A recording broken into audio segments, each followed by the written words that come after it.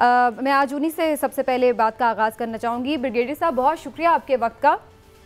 Sir, सबसे पहले तो ये फरमा दीजिए कि सितंबर 2021 क्या अमेरिका आपके ख्याल से अपना जो इनखला है वो मुकम्मल कर सकेगा जिस तरह के वो ऐलान कर चुका है, और फिर उसके बाद आप क्या हालात देख रहे हैं अफगानिस्तान के? मेरे ख्याल में बिस्मिल्लाहिर्रहमानिर्रहीम बिल्कुल जिस तरीके से उन्होंने ऐलान किया है, और मेरे ख्याल में उनके कोई ज़्यादा ट्रुप्स अभी अफ़गानिस्तान में मौजूद नहीं है, तो वो बड़ी आसानी से इसको पूरा कर लेंगे।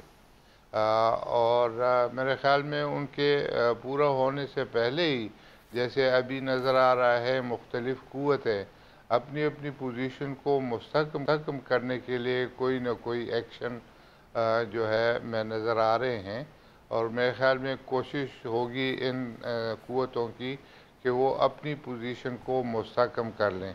और मेरे ख़्याल में उसमें सबसे ज़्यादा जो है तालिबान जो है वो उनके पास क़ुव्वत ज़्यादा है, और फिर अभी हमें नज़र आ रहा है कि काफ़ी सारे जो अफ़गान आर्मी के लोग हैं वो सरेंडर कर रहे हैं, और काफ़ी सारा वेपन और गाड़ियाँ जिसके अंदर ख़ासकर आर्मर्ड कैरियर हैं, APC जिनको कहते हैं, वो हवाले कर रहे हैं तालिबान के। तो मेरे ख़्याल में तालिबान के पास नया असला भी आ जाएगा और नई गाड़ियाँ भी आएगी।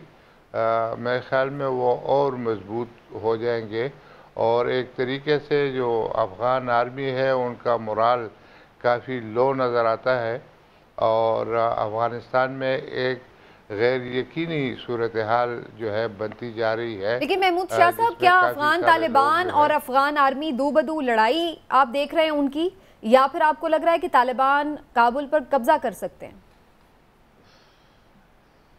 मेरे ख्याल में काबुल पे वो कब्जा कर सकते हैं, लेकिन करेंगे नहीं। मेरे ख्याल में कोई 2-3 महीनों तक तो मेरे ख्याल में उनकी पॉलिसी भी है कि वो काबुल पे कब्ज़ा नहीं करेंगे, बल्कि जो अफ़गान हुकूमत से उनको बातचीत की उन्होंने ऑफ़र की है, पेशकश की है कि वो उनसे बातचीत करना चाहती है, तो मेरे ख्याल में एकदम तो काबुल के ऊपर कब्ज़ा नहीं होगा, लेकिन अफ़गानिस्तान की हुकूमत जो मौजूदा है वो काफ़ी कमज़ोर नज़र आ रही है, और लड़ाई जो है वो मुख्तलिफ़ ग्रुपों के सामने के दरमियान होगी।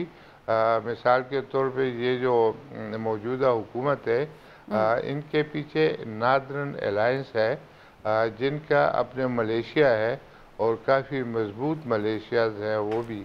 मेरे ख्याल में तो काफी सारे धड़े हैं। चलिए ब्रिगेडियर साहब, मैं दोबारा भी आपकी तरफ आती हूँ, लेकिन ये आपने बड़ा इंपॉर्टेंट पॉइंट उठाया है कि मुख्तलिफ धड़े हैं, तो क्या ये धड़े टेबल पर बैठेंगे? लाली साहब से जानते हैं। लाली साहब, आपको नजर आ रहा है कोई इम्कान के जो मुख्तलिफ धड़े हैं वो भी, और जो सबसे मेन ताकत का सरचश्मा इस वक्त अफगान के तालिबान नजर आ रहे हैं, वो और हुकूमत जो है उनकी, वो टेबल पे बैठ के बातचीत करेंगे आपके ख्याल से? नहीं, अभी नहीं।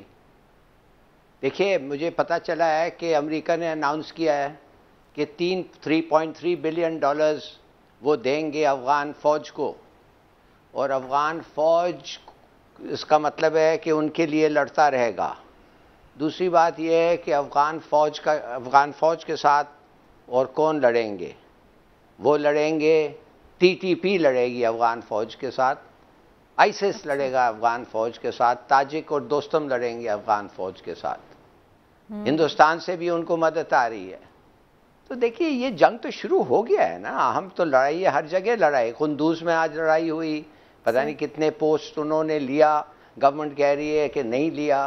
तो ये तो जंग शुरू हो गया, और अमेरिका का पूरा जो था कि हम अभी अफ़गानिस्तान में खुद नहीं लड़ेंगे, हम प्रॉक्सीज के थ्रू लड़ेंगे, वो शुरू हो गया है वो जंग।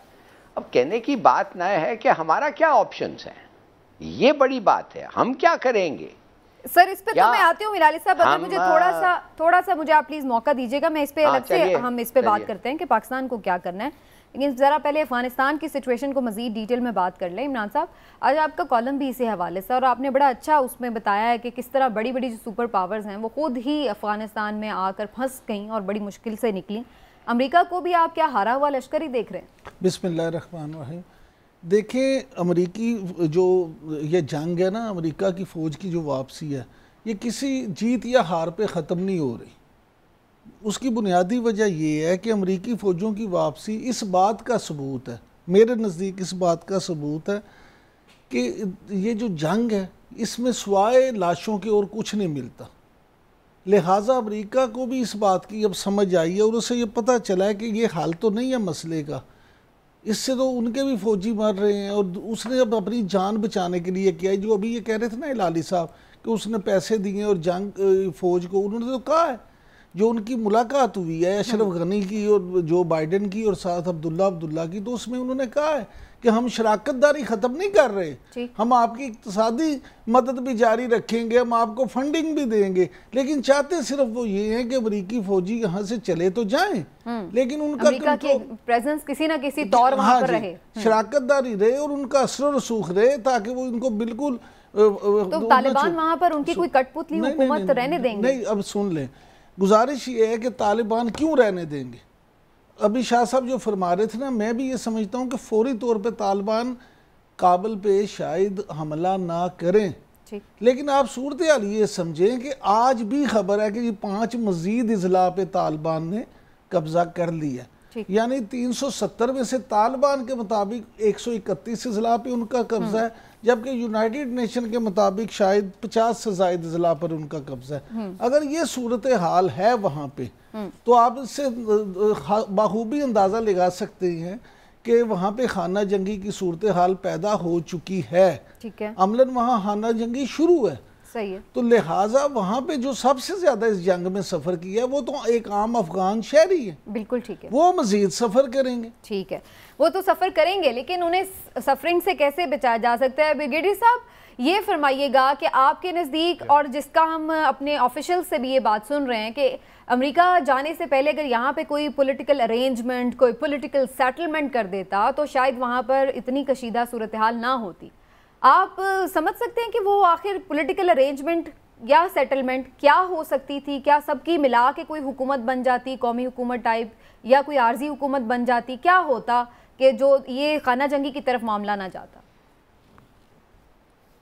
जी बिल्कुल, और अभी भी यही हल है कि वहाँ पर एक सियासी तस्फिया हो, सियासी तस्फिया इस तरह हो कि एक ब्रॉड बेस्ड गवर्नमेंट हो जिसके अंदर ये तमाम क़ुव्वतें जो कि जंग करने पे आमादा हैं उनको हिस्सा दिया जाए हुकूमत के अंदर, और उनको कहा जाए कि ये अरेंजमेंट्स आप कर लें और आपस में लड़े नहीं, और जब तक ये अरेंजमेंट हो अफ़गानिस्तान के फ्यूचर का फैसले आप लोग करें बैठे और आपस में और करें। यही हल अभी पाकिस्तान इसके लिए कोशिश करेगा। अमेरिका को भी यही मशवरा दिया था कि आप जाने से पहले ऐसे कोई अरेंजमेंट करें कि यहाँ पर एक सियासी तस्फिया हो और इस तरह की कोई हुकूमत बने, लेकिन उन्होंने इसके लिए कोशिश नहीं की। लेकिन ब्रिगेडियर साहब, हम क्यों नहीं कायल कर सके उन्हें? वो अमेरिका ये तो चाह रहा है कि पाकिस्तान जंग के लिए उसका साथ दे, लेकिन जब पाकिस्तान सेटलमेंट के लिए कह रहा है कि हम साथ देने के लिए तैयार हैं, उसकी तरफ क्यों नहीं आ सका अमेरिका? क्यों पाकिस्तान कायल नहीं कर सका? दरअसल अमेरिका के अंदर उनके सियासी लोगों के अंदर भी इख्तलाफात थे। आपको पता है कि ये सिस्टम शुरू किया ट्रम्प साहब ने, तो जब दूसरे पार्टी के सदर आए तो उन्होंने कहा कि ये सारा कुछ गलत था, और जो एग्रीमेंट उन्होंने किया था तालिबान के साथ जिसे आगे इम्प्लीमेंट होना था उसको उन्होंने कैंसिल किया एक तरीके से।